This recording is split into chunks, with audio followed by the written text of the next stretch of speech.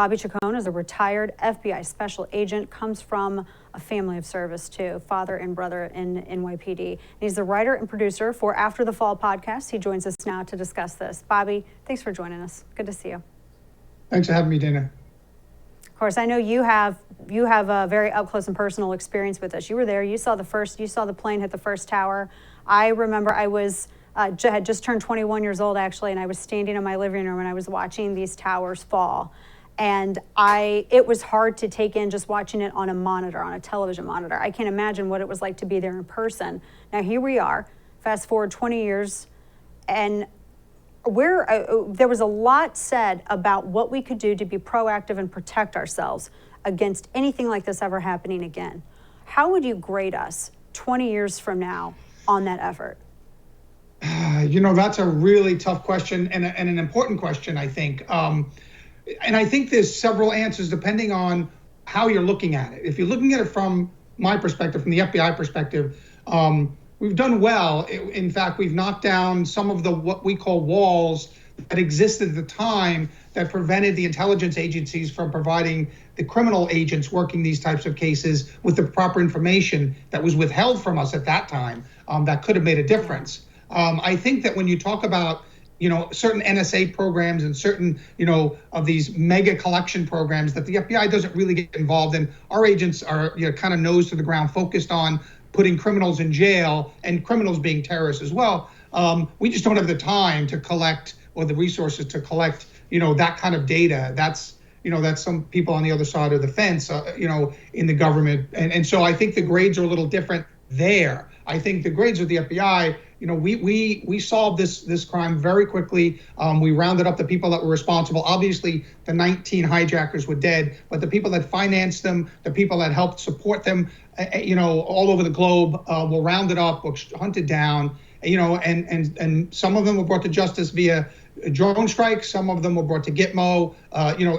They were dealt with in a variety of ways, but we got the people that were responsible. Thanks to the U.S. Navy SEALs, we got the ultimate guy responsible when Bin Laden was killed. We have KSM, who was the main planner now down in Gitmo. So I think that there's been some overreach in some collection. But that means all that information is sitting somewhere. I don't know who's looking at it or how or why it was collected, but that's you're kind of talking about these macro issues versus these much more focused issues. My job and the agents that I work with, all they were interested in is going after bad guys and gathering evidence that would help us put those bad guys in jail. And to that point, you were talking about just some of the not getting certain information. And I don't think, like in the couple of years after 9/11, I don't think that the American people were just quite aware of how little information certain departments, they weren't sharing with each other, whether it was immigration and dealing with visas and then having that shared with the FBI so that the FBI knew what to check for. That was such a huge problem. And it seems like we're kind of having some of those same issues now. It seemed like it was improved a little bit. By how much? I mean, is it easier for the FBI and for law enforcement now to get that type of information? I know that, I think I think George Bush even had to use some executive authority to get involved immediately after to change that.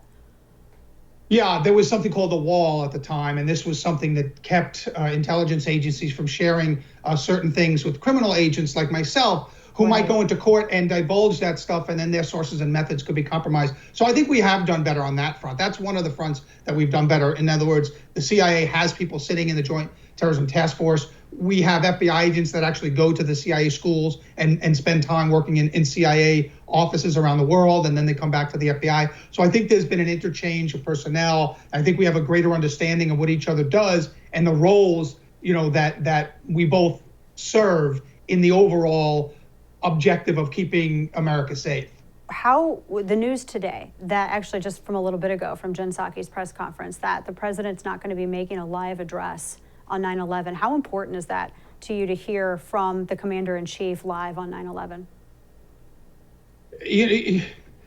It's just hard to fathom someone who can be that tone deaf to the feelings of the families. You have children now that were born right after 9/11, whose mothers were pregnant and their fathers died that day. You have all of these people that were affected, myself, my family. You have millions, tens of millions of New Yorkers and Americans that were affected, not just that day, not only in the global war on terror afterwards, but just that day, millions of people. And for the president not to recognize that this is a day that should be acknowledged in a national sense, to see some of the things that he addresses, nationally, and then to say, I'm not going to on the 20th anniversary. This is it's kind of a historic day. I mean, we still have days where we celebrate Pearl Harbor, or not celebrate Pearl Harbor, but we remember Pearl Harbor, and we remember the attacks there, and we have ceremonies there. And for the president not to address, I think it just sends a message. What does it cost him to actually do a message like that, do a national address that day? It doesn't cost him anything.